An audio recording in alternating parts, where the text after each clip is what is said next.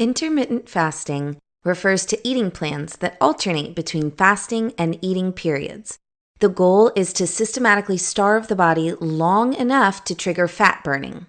While research is still underway and the method may not be suitable for everyone, there is evidence that, when done correctly, intermittent fasting can help lose weight, lower blood pressure and cholesterol, prevent or control diabetes, and improve brain's health.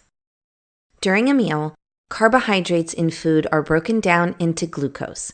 Glucose absorbs through the intestinal wall into the bloodstream and is transported to various organs, where it serves as the major energy source.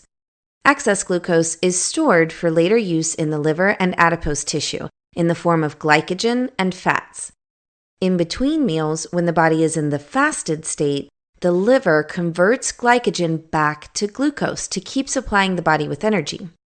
Typically, an inactive person takes about 10 to 12 hours to use up the glycogen stores, although someone who exercises may do so in much less time.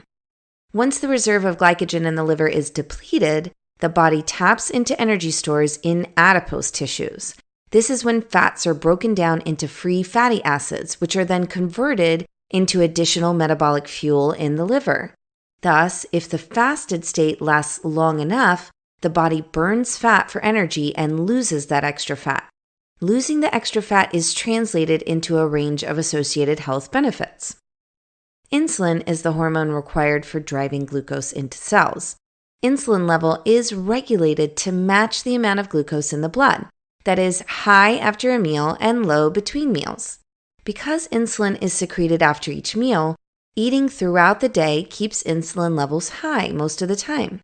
Constant high insulin levels may desensitize body tissues, causing insulin insensitivity, the hallmark of prediabetes and diabetes type 2.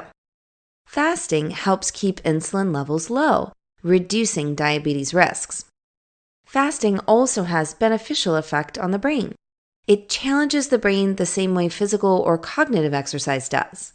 It promotes production of neurotrophic factors, which support the growth and survival of neurons.